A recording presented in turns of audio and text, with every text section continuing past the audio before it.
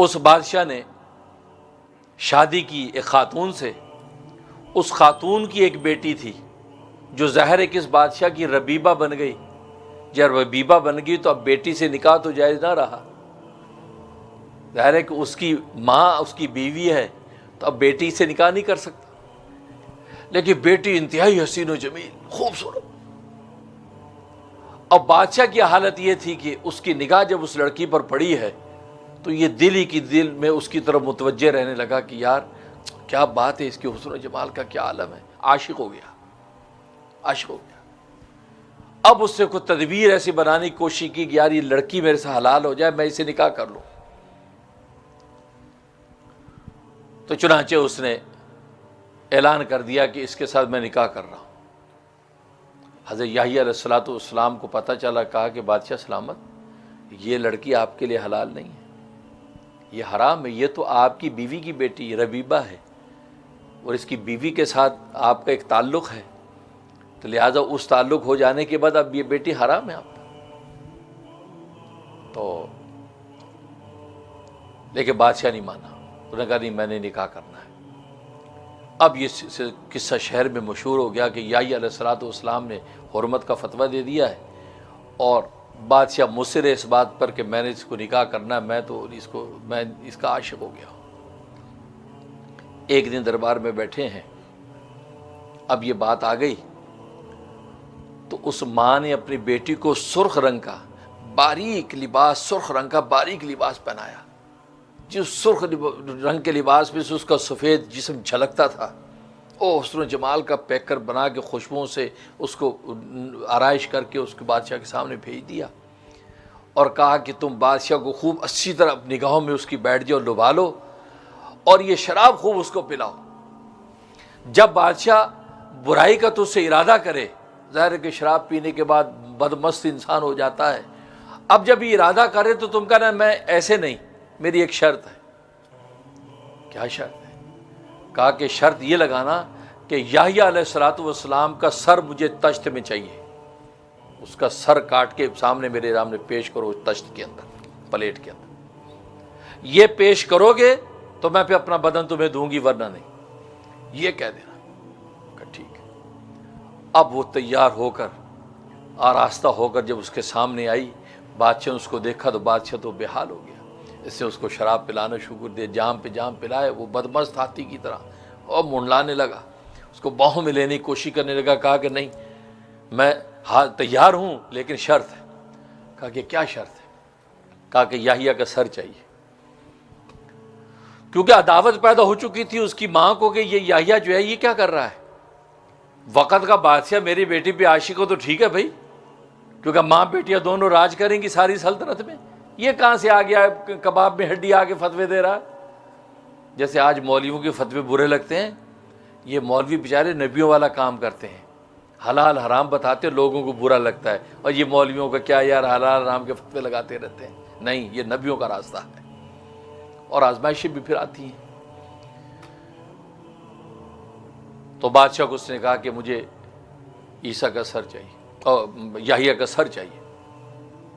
تو بادشاہ تو چونکہ یحییٰ علیہ الصلوۃ والسلام کا بڑا عقیدت مند تھا، کہنے لگا ظالم یہ تم نے کیا مطالبہ کر دیا، کچھ اور مانگ، چھوڑ اس کو، کچھ اور مانگ۔ کہا کہ نہیں یہ وہی چاہیے۔ بادشاہ بار بار کہتا رہا ظالم تم کچھ اور مانگو، یہ کیا مانگا تم نے، چھوڑو اس کو، کیونکہ بادشاہ نہیں چاہتا تھا کہ یحییٰ جیسا پاکیزہ پیغمبر اس پر ہاتھ ڈالے۔ جب وہ نہیں مانی اور ظاہر ہے کہ اپنی شہوت اور بدمستی کے اندر غرق ہو چکا تھا، اس نے حکم دیا، کہا کہ یحییٰ کا سر لے۔ اور جناب چند ظالم گئے، جا کے یحییٰ علیہ الصلوۃ والسلام کو قتل کیا، کا سر تشت میں رکھ کر جو ہے پیش کر دیا، شہید کر دیا آپ کو۔ اب جب سر سامنے رکھا ہے تو سر میں سے خون ابلتا ہے، خون، اور خون بند نہیں ہوتا۔ بادشاہ پریشان ہو گیا کہ یار اس کو زمین میں دفناؤ، زمین میں دفنا، پھر خون ابل رہا ہے۔ اتنا خون ابلا کہ شہر کی دیواروں تک پہنچ گیا۔ حیران ہو گیا کہ یار یہ کیا کریں، کیسے خون اس کا ابلنا بند ہوگا، اور بنی اسرائیل پریشان، پورا ملک حیران، اور بادشاہ مٹی پہ مٹی ڈال رہا ہے، گڑھے پہ گڑھے بھر رہا ہے، لیکن خون ابل رہا ہے، خون ابل رہا ہے۔ ذرا کہ بے گناہ خون اور اس سے پاکیزہ پیغمبر کا خون، یہ صورتحال پیدا ہوئی۔ اب جب ادھر یہ ظلم ڈھایا تو اللہ تبارک و تعالی نے بنی اسرائیل پر پھر بخت نصر کو تیار کیا۔ بخت نصر حملے کے لیے تیار ہو گیا۔ بخت نصر عراق کا رہنے والا تھا۔ اب اللہ تبارک و تعالی بنی اسرائیل کی گوشمالی کر رہا ہے۔ اس گوشمالی کے لیے اللہ تبارک و تعالی بخت نصر کو بھیجا۔ اور بخت نصر کون تھا؟ بخت نصر یہ عراق کے بادشاہ کی نسل میں سے ہے، اور بنی اسرائیل کے ایک شخص نے خواب دیکھا، کہ بخت نصر نامی ایک لڑکا عراق کے اندر ایک عورت کے ہاں پیدا ہوگا، اور وہ پھر کل کو جو ہے وہ بنی اسرائیل پر حملہ کرے گا، بنی اسرائیل کو جو ہے اینٹ سے اینٹ بجا دے گا اور بیت المقدس کو تباہ کر دے گا اور بنی اسرائیل کا خون بہا دے گا، ندیوں کی ندیاں بہے گا۔ اس آدمی جب یہ خواب دیکھا اور اس سے اس علاقے کا اندازہ کیا کہ فلاں علاقے کی عورت ہے، وہ وہاں سے چلا، وہ تحقیق کرتا کرتا اس مقام پہ پہنچا، عراق کے اس بستی میں جہاں یہ بخت نصر تھا۔ بخت نصر کی ماں کو ملا، ماں سے بات چیت کر کے پہنچ گیا کہ یہی وہ ماں ہے اور اسی کا بیٹا ہے۔ اور بخت نصر اس وقت لڑکا سا تھا کچھ عمر کا، اور اس نے کندھے پہ لکڑیوں کا گٹھڑ اٹھایا ہوا تھا، لکڑیاں کاٹ کے جنگل سے لا رہا تھا، لکڑیاں کاٹ کے۔ اب لکڑیاں کاٹ کے لایا، یہ ملا اس سے آدمی، سمجھ گیا کہ یہ لڑکا ہے۔ کہنے لگا کہ میں کچھ دن تم لوگوں کے ساتھ رہنا چاہتا ہوں۔ کہ جی ہاں کوئی بات نہیں، رہیں۔ 3 دن ان کے ساتھ رہا۔ اب وہ گوشت بھی اس کو کھلائیں، روٹی بھی کھلائیں، شراب بھی پلائیں، چونکہ شراب اس وقت حلال تھی تو شراب بھی پیتے۔ 3 دن رہنے کے بعد اس نے جب اندازہ لگا لیا کہ یہی وہ شخص بخت نصر جو کل کو ایسا زبردست بادشاہ بنے گا، اس نے اس بخت نصر سے کہا کہ تم جو میرے لیے امان لکھ دو کہ جب تم بیت المقدس تباہ کرو گے اور حملہ کر کے آؤ گے، جب تجھے بادشاہت ملے گی تو اس وقت میں تجھے امان جو تجھ سے حاصل کروں، یہ میرے لیے ایک امان کا پرچہ لکھ دو۔ تو اس نے کہا مجھے غریب کے ساتھ تم ہمیں مذاق کر رہے ہو، کیا بات کر رہے ہو؟ کہا کہ نہیں مجھے پتہ ہے۔ کہ چھوڑو یار، میں کہاں بادشاہت، کہاں بیت المقدس، یہ کیا بات کر رہے ہو؟ کہا کہ اگر آپ لکھ دیں گے آپ کا کوئی نقصان ہے؟ کل کو آپ بن گئے بادشاہ تو امان دے دینا، نہیں بنے تو نقصان کیا ہے؟ انہوں نے کہا یہ بات بھی سے نقصان تو کچھ نہیں۔ ان کا لاؤ پرچہ لیا، اس کے اوپر انہوں نے امان لکھ دی اس کے لیے۔ اور شخص نے کہا کہ اگر میں اس مجمع کے اندر آیا جہاں پر آپ ہیں اور آپ کے دائیں بائیں آپ کے جو ہے درباریوں نے آپ تک پہنچنے نہ دیا تو میں پھر آپ تک کیسے پہنچوں گا؟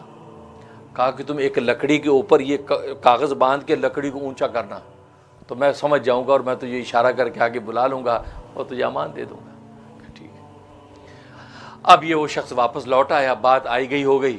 پھر وہ وقت آیا کہ بخت نصر بادشاہ بنا، اور اللہ تبارک و تعالیٰ کی ترتیب جو سورت بنی اسرائیل میں جو 2 حملوں کا ذکر کیا کہ بنی اسرائیل پر ہمیں 2 حملے کرائے، تو اس میں دوسرا حملہ بخت نصر کا، تو بخت نصر نے حملہ کیا۔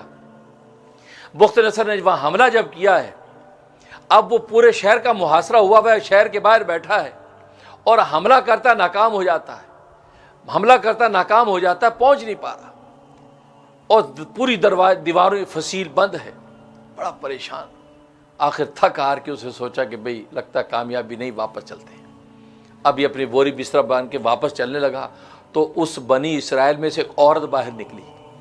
اس عورت نے کہا کہاں چلے؟ کہا کہ بس واپس جا رہا ہوں۔ کیوں؟ شہر فتح نہیں کرنا؟ یہاں تو ظلم ڈھایا جا رہا ہے، تم نے یہ فتح نہیں کرنا؟ کہا کہ ہاں کرنا ہے، لیکن فتح کی صورت ہی نہیں بن رہی۔ اس نے کہا میں تمہیں ایک طریقہ بتاتی ہوں، اگر تم نے فتح کرنا ہے۔ اس نے کہا اچھا، لیکن شرط یہ ہے کہ جب تو فتح کر لے گا اس شہر کو تو پھر میں جس کو کہوں گی اس کو قتل کرنا، اور جب کہوں گی قتل نہ کر تو نہ کرنا، تو میری بات پہ چلنا پھر تم۔ ان کا ٹھیک ہے۔ کہا کہ تم اپنے لشکر کے 4 حصے بنا دو، شہر کے 4 کونوں کی طرف کھڑے کر دو، یعنی دیوار ہے، دیوار کے باہر کے کونے 4، اس طرح لشکر یوں کھڑے کر دو، اور تو درمیان میں آ کے تم باہر دروازے کے پاس یہ دعا کرنا، یا اللہ یحییٰ علیہ السلام جو بے گناہ شہید کر دیا گیا، اس کے خون کا واسطہ دے کر میں آپ سے دعا کرتا ہوں مجھے فتح عطا فرما۔ تو یحییٰ کے پاکیزہ خون کا واسطہ دے کے دعا کرنا، اللہ تبارک و تعالیٰ تجھے فتح دے دے گے۔ بخت نصر کھڑا ہو گیا، اس نے لشکر کی 4 حصے کیا اور کہا کہ اے رب ذوالجلال، یحییٰ علیہ السلام کے اس پاکیزہ اور مظلوم خون کا واسطہ میں تجھے دیتا ہوں، میں اس کا وسیلہ تجھے پیش کرتا ہوں، مجھے فتح عطا فرما۔ بس اتنا کہنا تھا، اس بڑھیا نے کہا تھا تو یہ دعا کرے گا تو دیواریں گر جائیں گی خود بخود ساری۔ وہی ہوا، شہر کی دیواریں گر گئیں، دیواریں گر گئی اور لشکر اندر گھس گیا۔ اب اندر گھس گیا تو اب قتل کرنا شروع کیا۔ تو بڑھیا نے روکا، نہیں ابھی نہیں، میرے ساتھ آؤ۔ اس مقام پر لے گئے جس مقام پر یحییٰ علیہ السلام کا سر دبایا ہوا تھا اور خون یوں فوارے کی طرح ابل رہا تھا۔ کہا کہ اس مقام پر قتل کرنا شروع کر دو۔ اب اس مقام پر قتل کرنا شروع کیا، کرتا رہا 70,000 آدمی قتل کیے۔ 70,000 آدمی جب قتل ہو گئے، اب اس عورت نے کہا کہ رک جا بس۔ اس لیے کہ اللہ تبارک و تعالیٰ کی سنت یہ ہے کہ پاکیزہ خون کا بدلہ دنیا میں اللہ تبارک و تعالیٰ جب دکھاتے ہیں تو 70,000 آدمی قتل کرتے ہیں۔ تو 70,000 آدمی قتل ہو گئے، گویا کہ اب یہ توبہ ہو گئی بنی اسرائیل کی طرف سے اس معصوم خون پر۔ اب اللہ تبارک و تعالیٰ اس خون کو تھما دیں گے۔ وہی ہوا کہ جب وہ رکے ہیں تو اللہ تبارک و تعالیٰ خون کو تھما دیا، خون ولنا بند ہو گیا۔ تو بخت نصر نے اس کے بعد پھر جب وہ بیت المقدس گھٹا دیا اور بیت المقدس میں مٹی بھر دی اور ہر چیز تہہ تیگ کر دی اور وہاں سے لوگوں کو گرفتار کر لیا، اور اس میں انبیاء کی جو اولادیں تھیں ان کو بھی گرفتار کر لیا۔ انبیاء کے اولادوں میں حضرت دانیال علیہ السلام تھے، ان کو بھی گرفتار کر لیا، اور بہت سے ایسے جو بڑے بڑے مقتدر قسم کے وزراء تھے ان کے سر کاٹ کاٹ کے اپنے ساتھ وہ سر واپس لے گیا، عراق چلا گیا، اور حضرت دانیال کو بھی لے کے وہاں چلا گیا۔